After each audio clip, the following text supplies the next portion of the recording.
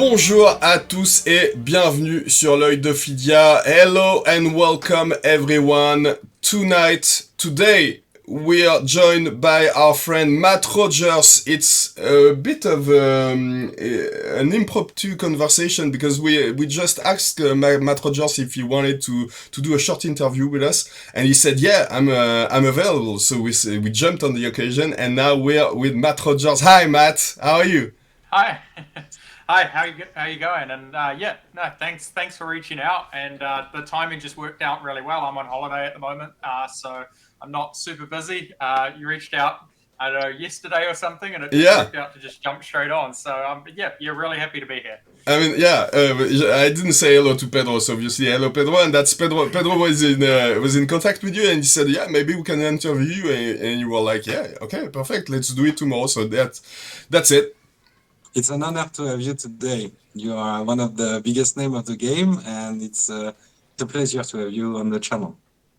Oh well, thank you very much. It's an honor to be here and to basically to say hi to all the people from Europe.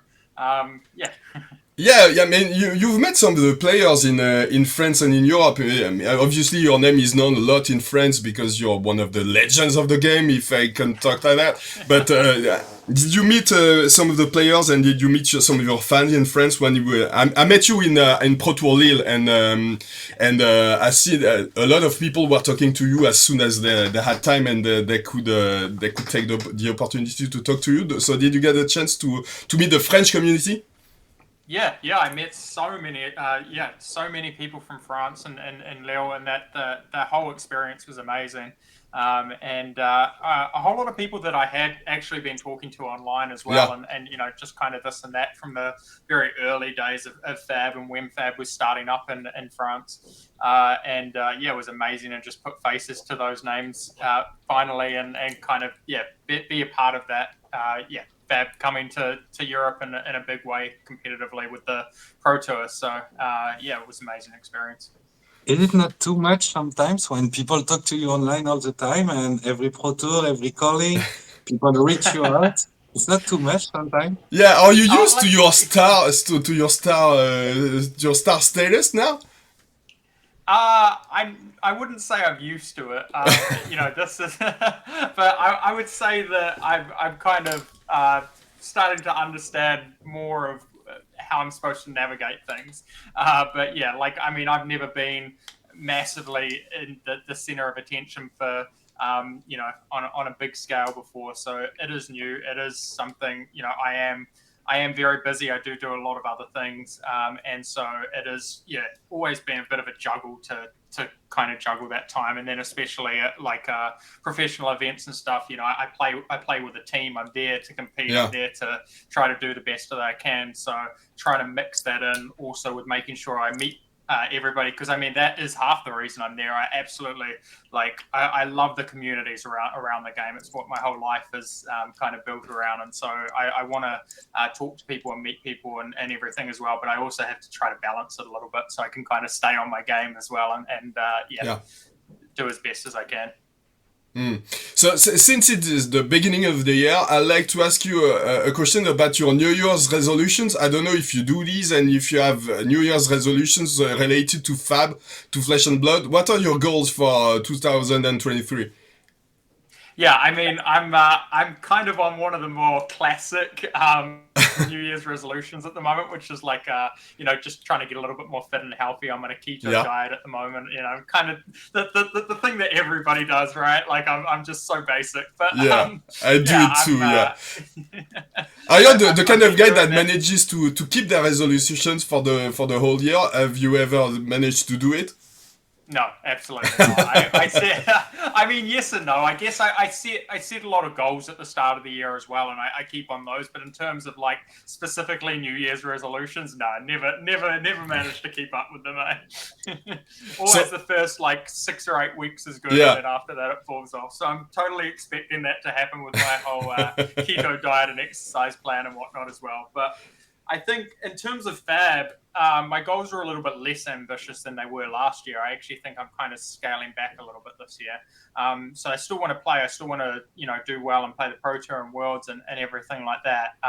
But yeah, last year I was, sort of, it was the year that the Pro Tours are coming, that there's going to be the first World Championship, and I really desperately wanted to kind of do as well as I possibly could, and focus on, potentially trying to be the first world champion or something of the game. So that was absolutely in the forefront of my mind, and I was very, very dedicated to that. Now I've gone through that. I've played the Pro Tours, I've played Worlds, I've had an amazing time, and I've done the hardcore testing houses with Team Dragon Shield and everything, and kind of preparing for those. I think this year I'm going to do a little bit less of that. We're still going to do testing houses for a couple of days, but I think I'm going to focus just a bit more on enjoying the game as a whole and the community and the people around it. I'm going to focus a little bit less on trying to win all the time. So I think a more of a balance this year for me. Is it because you want to primarily focus on the entrepreneur side of your life? On the what, sorry? On the entrepreneur life?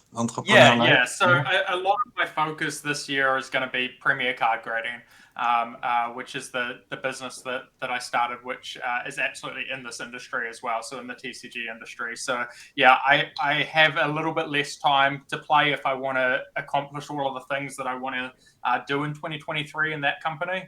I really need to hone in and spend every hour that I can on those goals, and to me that's a little bit more important. So I've kind of done my dash of doing putting tens of hours a week into testing and getting as good as I can for tournaments and Fab.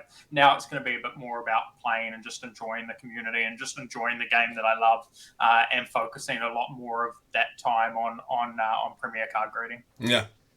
How did you get into Flesh and Blood, by the way? Because we've seen you as one of the faces of the competitive aspect of Flesh and Blood for a long time, but have you always been a competitive CCG player or TCG player? Where do you come from in the gaming world? Is that have you been a card gamer for a long time? Yeah. So I played Magic competitively for about 15 years, playing with James White. I grew up playing with James. Then I sort of quit Magic, fell off the Pro Tour a number of years ago now, and sort of said, all right, card games, I'm just going to play them for fun now. I'm going to do less competitive stuff. And then I'd always known about Flesh and Blood. James had been talking about it for years and years, and trying to get me in on testing sessions and stuff, and I was quite busy, and it was sort of a thing where I was like, when it comes out, maybe I'll give it a try. And then when James finally got around to releasing it, this is like almost 7 years since he first started talking about it. So it had been in the pipeline for a long time. So when he finally got around to the release for it, I was like, you know what, I'll go along. I'll give it a go. James is a friend. I want to support him. I'll definitely, try it out. But I don't think I'm really going to get back into card games. I've quit Magic a couple years back, and I just don't really think that lifestyle is for me anymore. I played the world premiere, which was the first ever Flesh and Blood event before Welcome to Wraith was released. The game system was incredible. It solved so many of the problems that I was having with Magic, and that I felt kind of led to an uninteractable or unfun experience in Magic, and I absolutely loved the game. And a lot of friends, from old school communities or people that I played cards with like 10, 15 years ago, showed up as well, and it was just really cool. Basically that first day that I played Flesh and Blood, I ended up playing like 50 matches in a row. I played a full 50 game set with Kale McCreeve. I was obviously completely hooked, and I've never looked back, and I've had the best years of my life. It's been an incredible experience, and sort of meeting everybody and everything that comes with it. The travel, the friendships, everything like that has just been amazing. So I'm so glad I did. Yeah. What's your relationship with LSS now? Because we've seen several players involved with the game in the early days that they ended up working with the team at LSS, like Carol or Jacob, I think. Is that something that you had an opportunity to do, or didn't have time to do, or didn't want to do? We know that PCG collaborates with Flesh and Blood for the falls that you're grading for the tournaments, the tournament prizes, but what's your relationship with them now?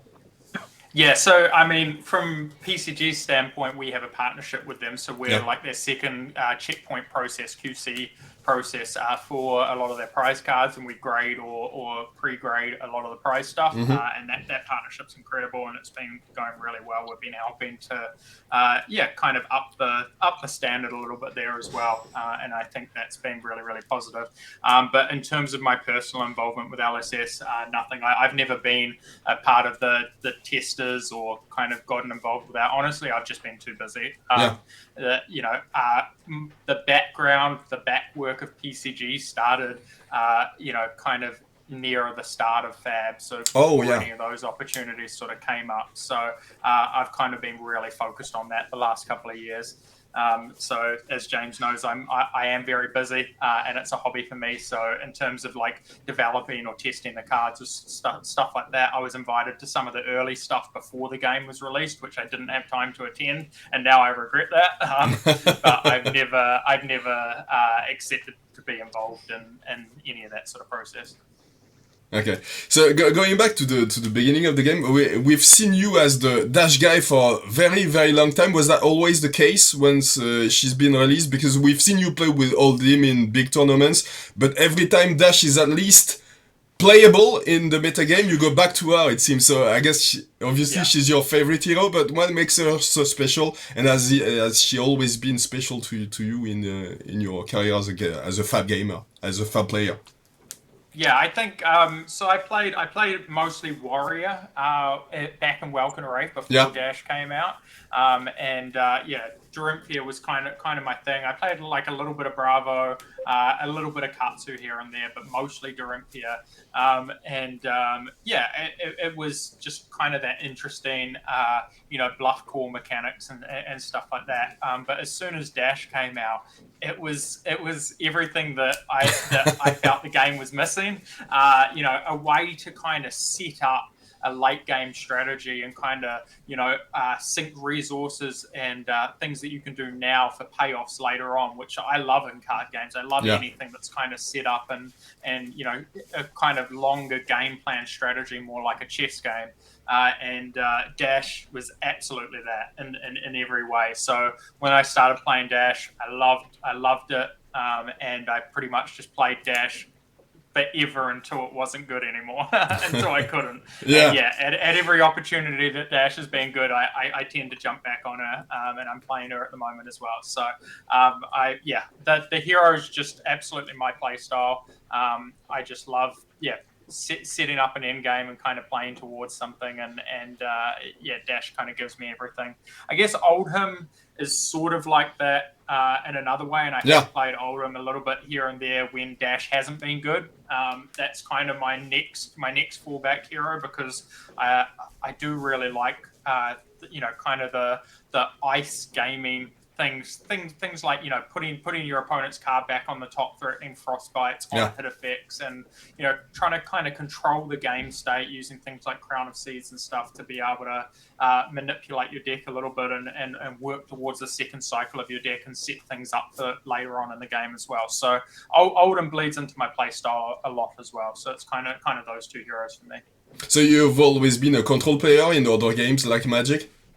I've always been like a mid-range or control player, so I was very much a Jund player in Magic. I played quite a lot of like blue-white control and stuff like that. I've never been an aggro player, and I've never really been a combo player. There are I have like some combo control variants that like control the game and try to set up for like a late game combo. But I've never been one to play a deck that just tries to go crazy as fast as possible. Yeah, I think Pedro will want to talk about Dash a little bit later. Do you want to ask a question now about Pedro? Yeah, just about aggressive aspect of the game. When you play Dash, you have some matchup, you have no choice. You have to play aggressive. Yeah, So, 100%. how do you feel about that? Is it a pain for you, or is it okay?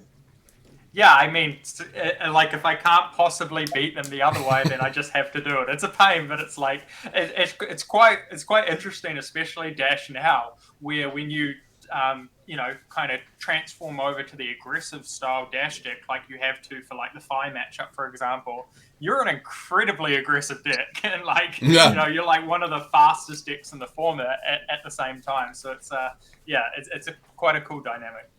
Yeah, we're gonna talk about it later. Yeah.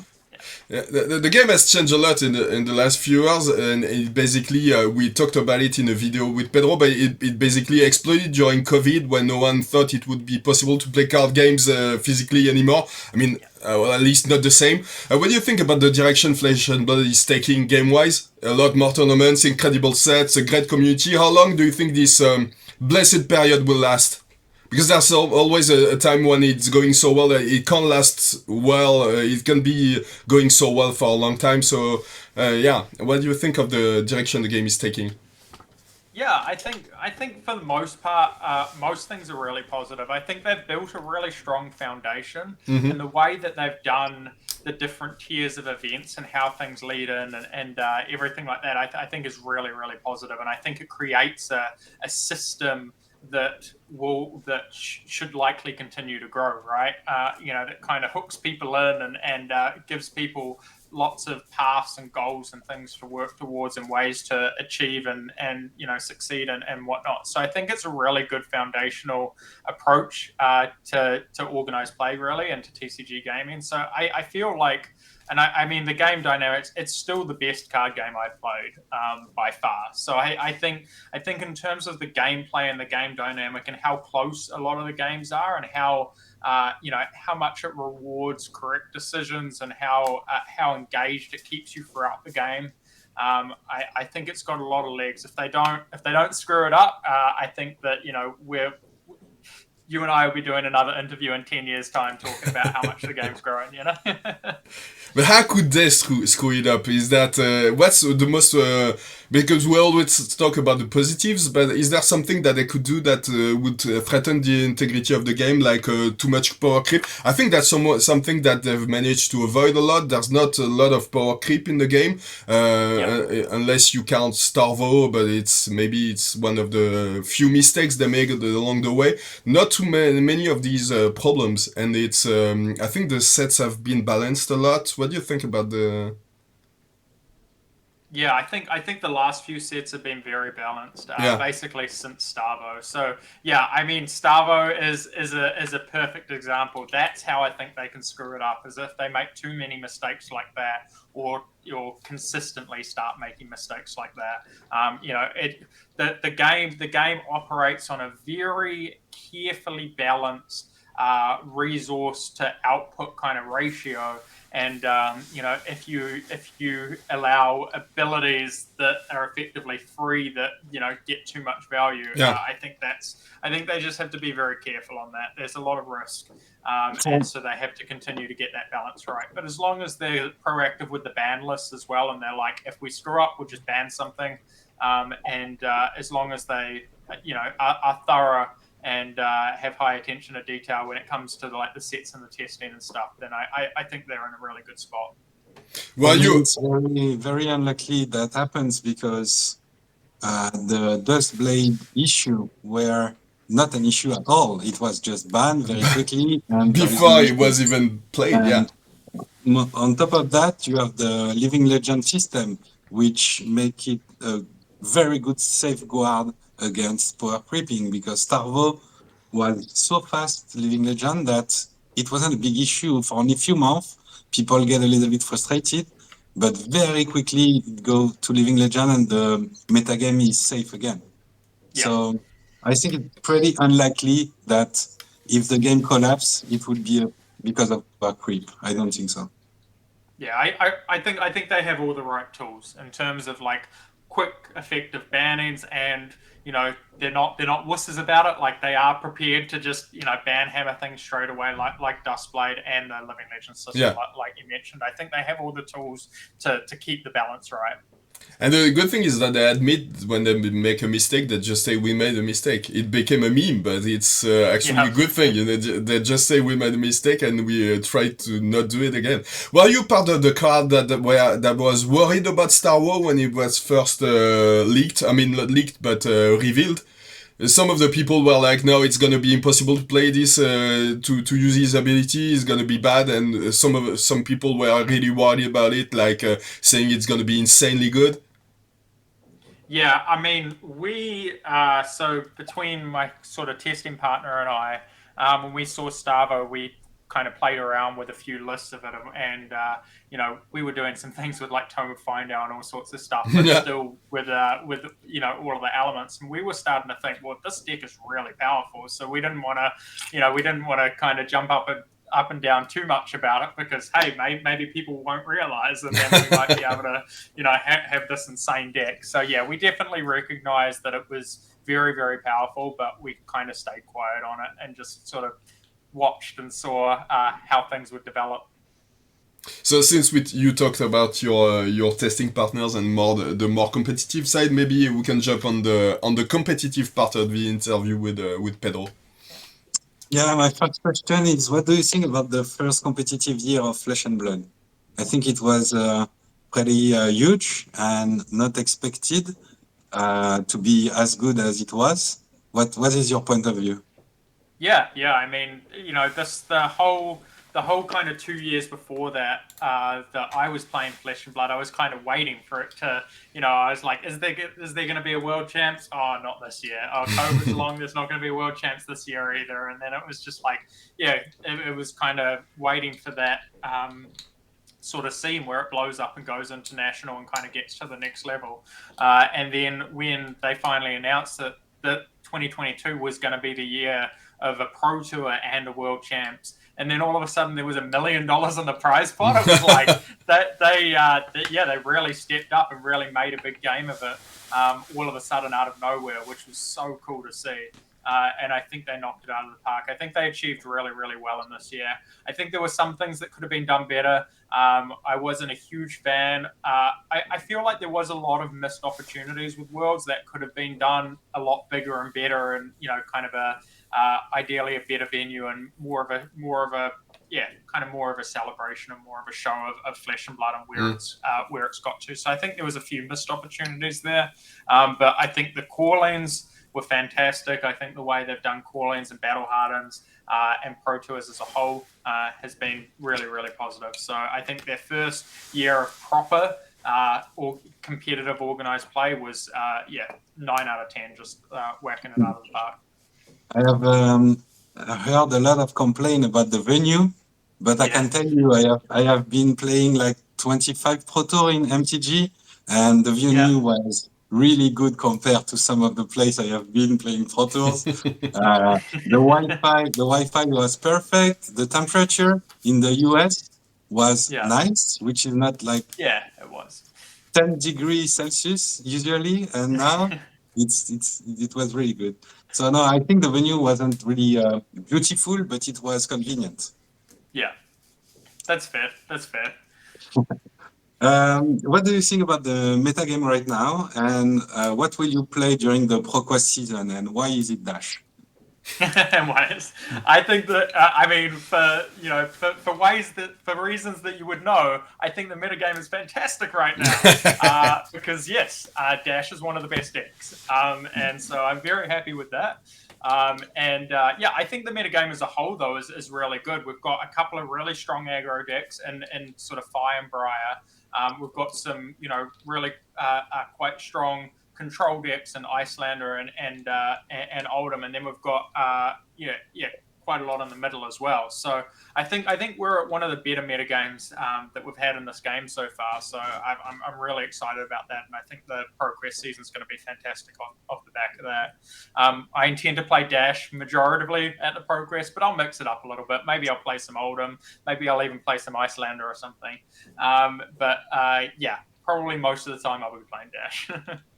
I have been playing a lot your Dash deck list recently, and I have won the 1000 tournament party we put into place a few weeks ago. Uh, the deck Congrats, is well done. thanks. It was the biggest French tournament beside the Pro Tour, and it Yeah. was a really good experience. We made a huge party for the 1,000 people on the French Discord, and it was a great weekend. But I feel like the the game plan against Fai is really clever. Trying to remove all the equipments, make it a lot better matchup. And the switch with the aggro with the control part of the game is incredible. The only issue I've got is the 18 blues against the Icelander matchup.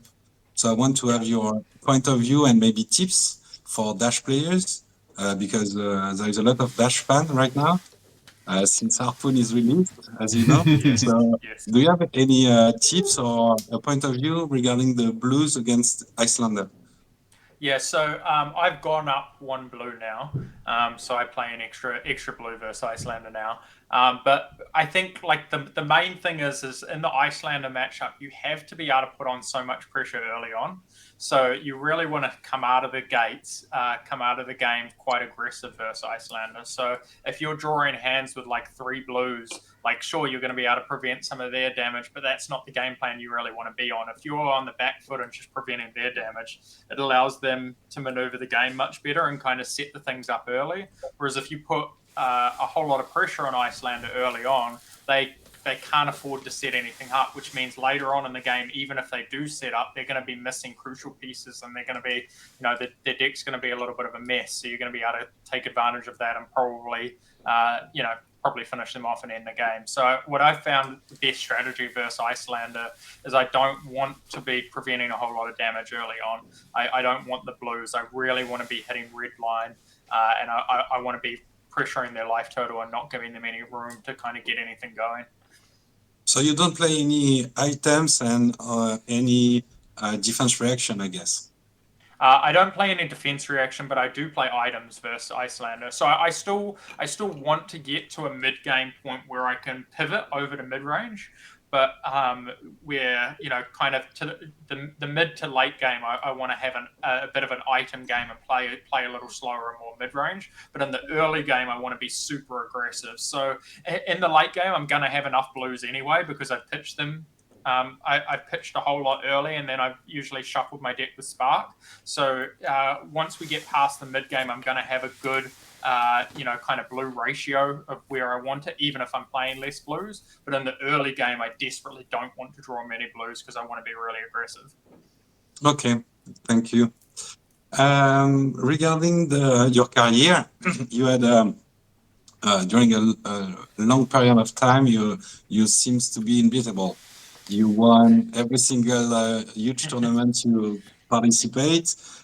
You won callings and a lot of big tournaments with big names and big players. You beat all of them. What did you understand that other people didn't understand? How could you explain that win rate? And is there any tips you can give us? What are you looking at during a game that other people doesn't take into account? What is the secret?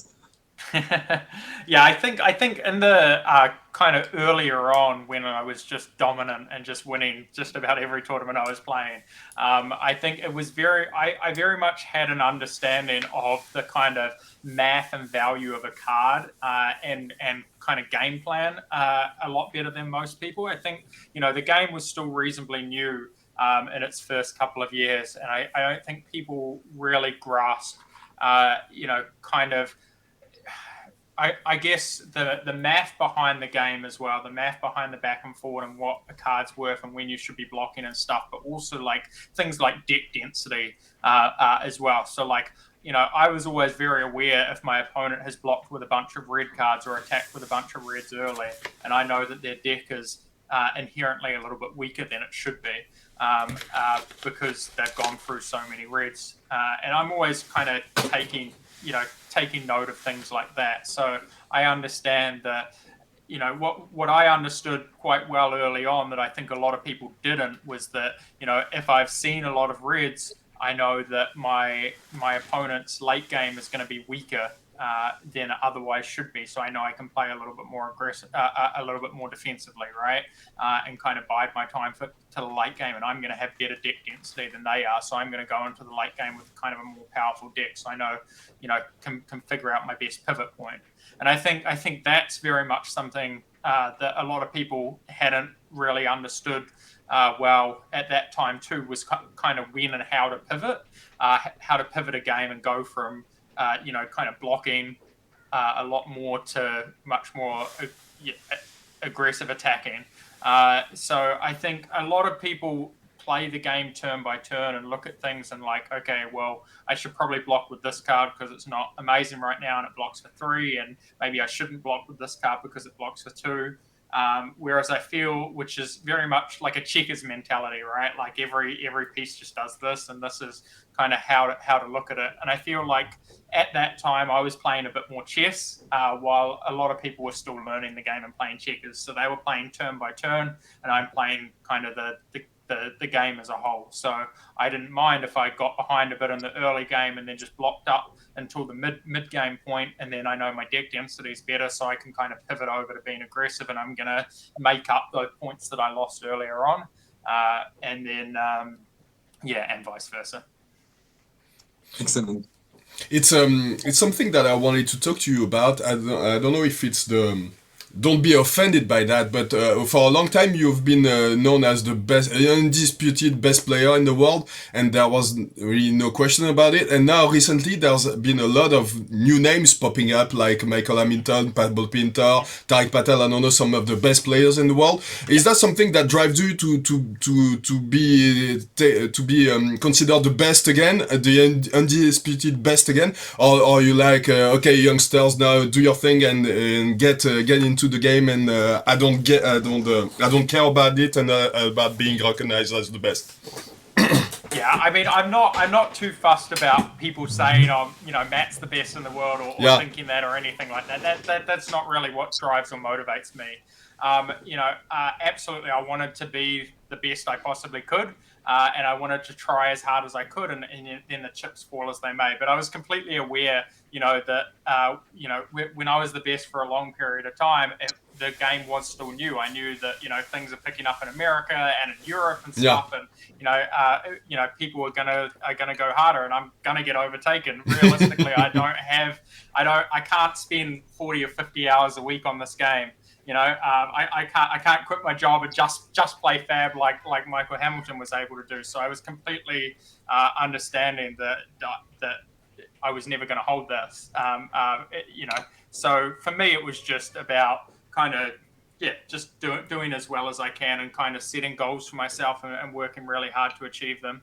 I feel like that has still gone really well for me. Like I desperately wanted to win nationals this year, especially after my 2 teammates won their nationals. It was kind of it was something I really cared about, and I managed to achieve it. So that was really important to me, much more than people talking on Twitter about who's good at the game or who's the best or whatever.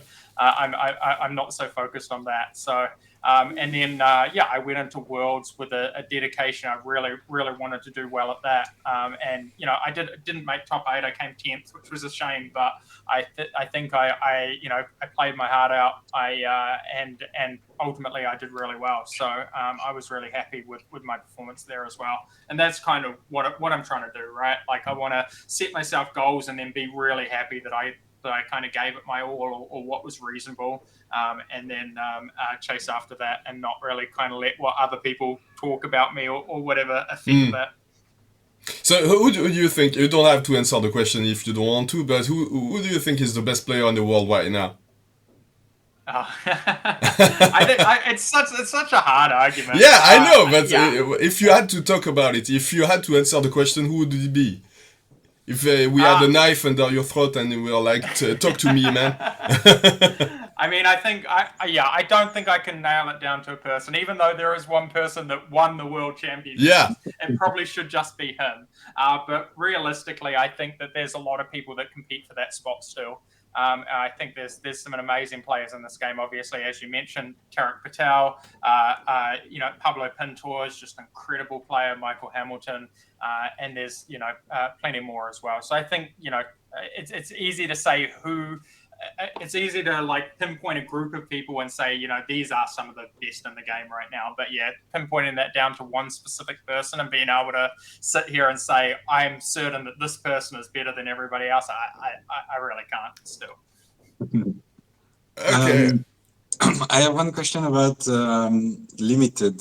You have been a very, very good limited player so far. You won some limited tournaments, and I wanted to ask, what is your favorite limited format, and why it's not Uprising? Yeah, it's definitely not Uprising. Monarch is actually my favorite limited format. I really enjoyed Monarch. So yeah, I love limited in this game. I think it's the draft is. I mean, I'm not a fan of sealed in this game, but I think the draft is incredible. I think there are so many details and so much work and perfection that's gone into creating the limited formats of this game.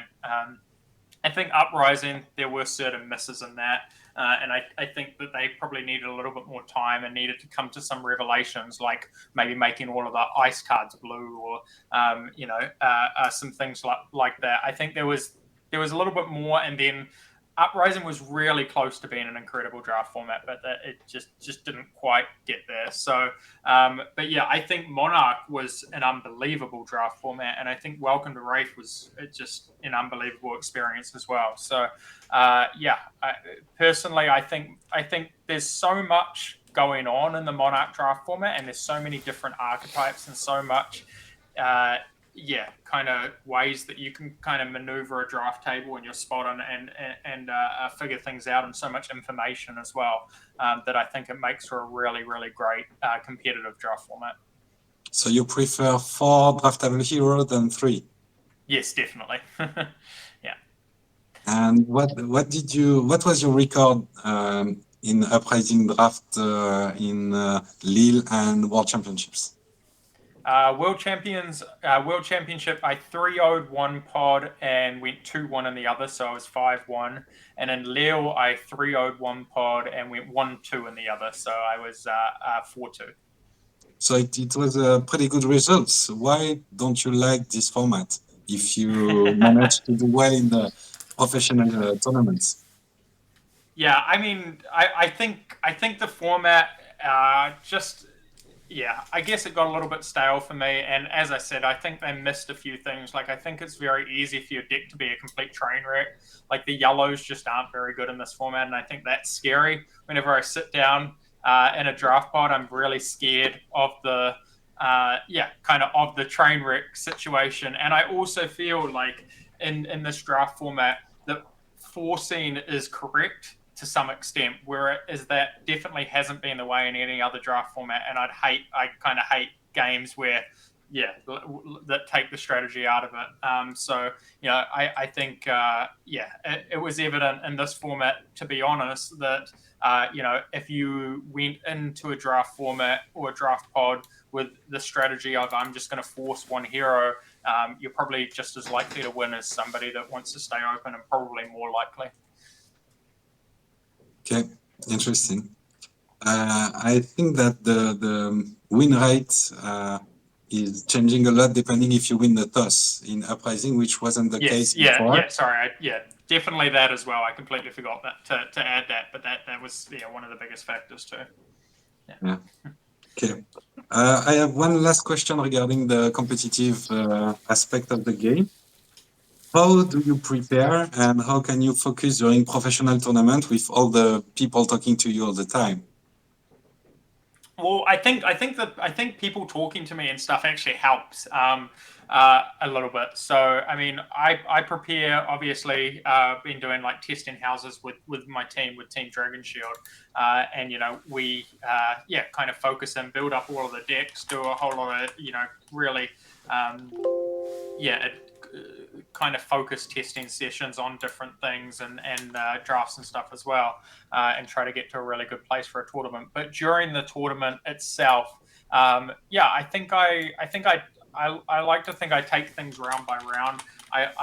You know, go into each match. I don't care who I'm played against. You know, I was paired against, Pablo in round 1 of Worlds. It doesn't matter. None of that matters to me. Like you know, they're across from the table, and I got to take them out. Like it's just as simple as that. So I try to have a very focused mindset. I think I don't let pressure get to me too much. And then I think like I really, really enjoy the community behind the game, and I really enjoy meeting people and just talking about Fab like that. You know, it kind of sparks me up. So, kind of, you know, talking to people throughout the rounds in the middle of the tournament throughout the day and stuff, and meeting new people and talking about their communities and what's kind of growing and kind of developed and growing in their local scene and stuff like that really gives me energy. Like I just enjoy that stuff. It's just what I love.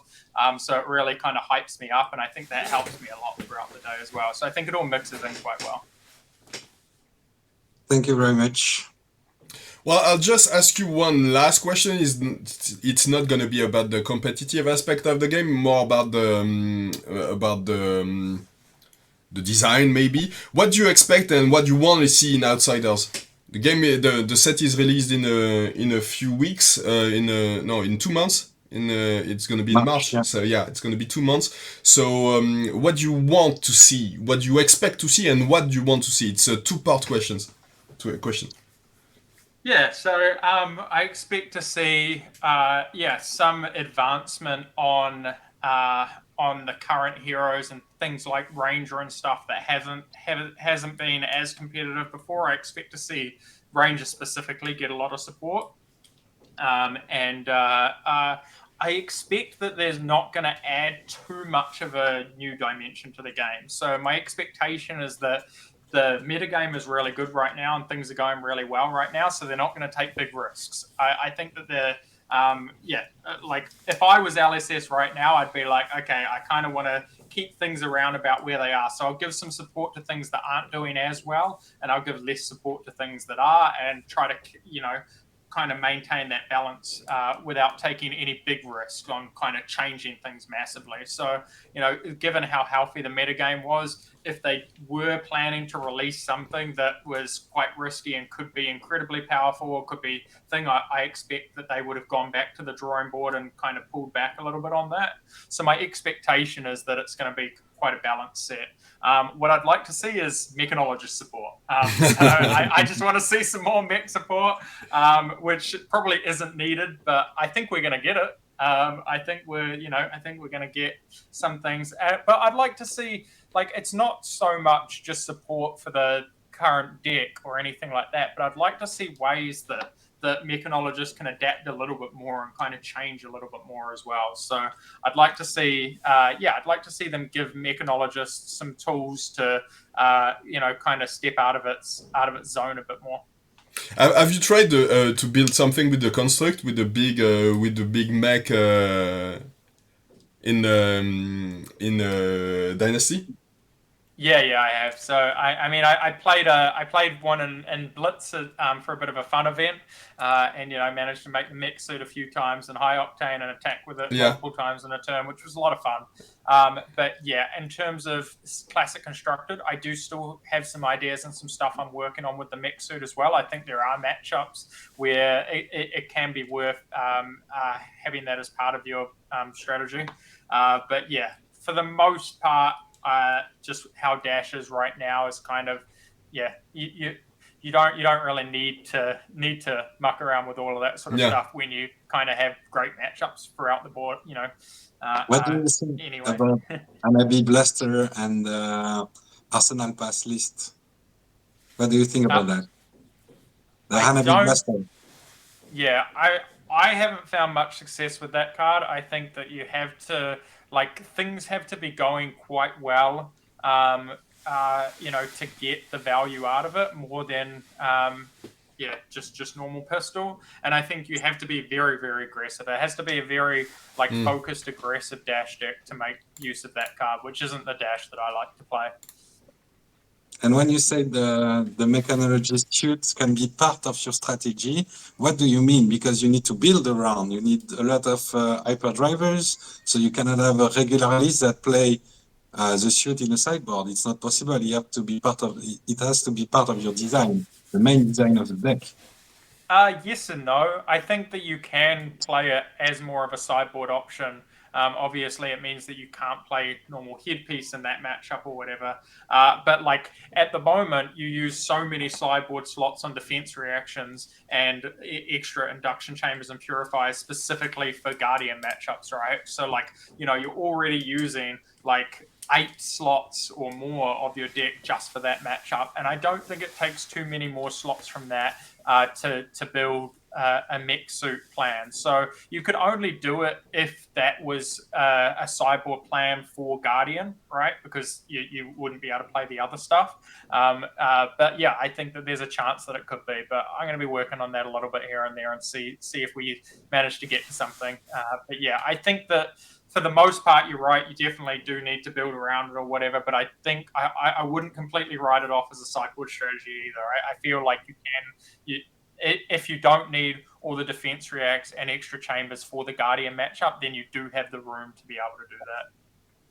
And who knows? Maybe there's a chance that the new hero is more focused on getting profit from the mech in Outsiders. Yeah. I mean, there should be a That's new what I'd love to mechanologist see. too, because there's only one so far. So unless you count Datadol as an actual hero too, so that'd be cool. Okay, well, thank you so much for taking the time to answer our questions, Matt. It was a great time.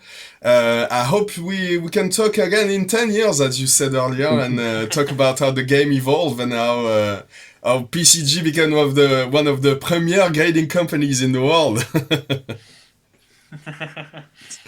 Yeah, no, absolutely. Honored. Thank you so much for inviting me on. It was amazing to talk to you too.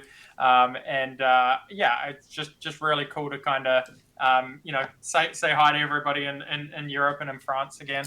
I'm really hoping that there's a premiere event over there later on this year, because I'd love to come over. I think France is a beautiful country, and I'd love to spend more time there as well. So, thanks so much, and thanks for all the work that you do in the community as well.